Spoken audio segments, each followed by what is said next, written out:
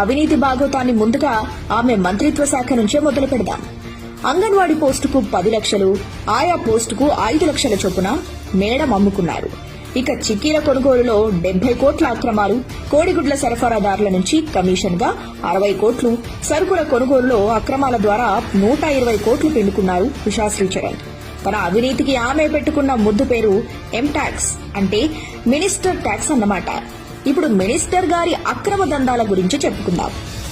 మొదటగా ఇసుక అక్రమ దందా. జగన్ రెడ్డి అధికారంలో ఇసుక అన్నది వైసీపీ నేతల అక్రమ ఆర్జనకు బంగారు బాట అయింది. ఉషాశ్రీ చరణ్ విషయానికి వస్తే జిల్లాలోని పెన్నా, వేదావతి నదుల్లో ఇసుక దందా కోసం మేడం ఏకంగా కర్ణాటక నుంచి ఒక వ్యక్తిని రప్పించి నియమించుకున్నారంటే ఈ దందా ఏ రేంజ్ లో నడుస్తుందో చూడండి.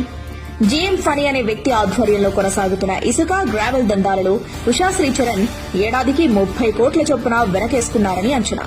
కళ్యాణదుర్గం నియోజకవర్గంలోని సగం మద్యం దుకాణాల్లో కర్ణాటక మద్యం అమ్మిస్తారు మేడం.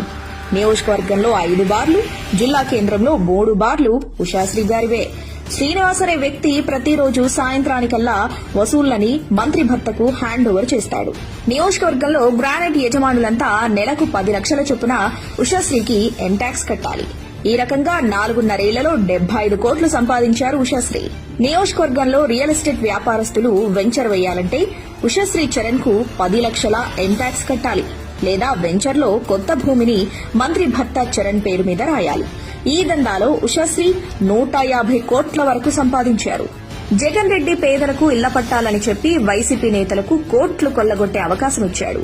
భూములను చౌకగా కొని అవే భూములను ప్రభుత్వానికి అమ్మి 65 కోట్లు లాభం రాబట్టారు. అంతేకాదండోయ్, ఆ ఇళ్ల పట్టాలు కూడా తన బినామీలకు ఇప్పించుకుని లాభాల మీద లాభాలు పొందారు.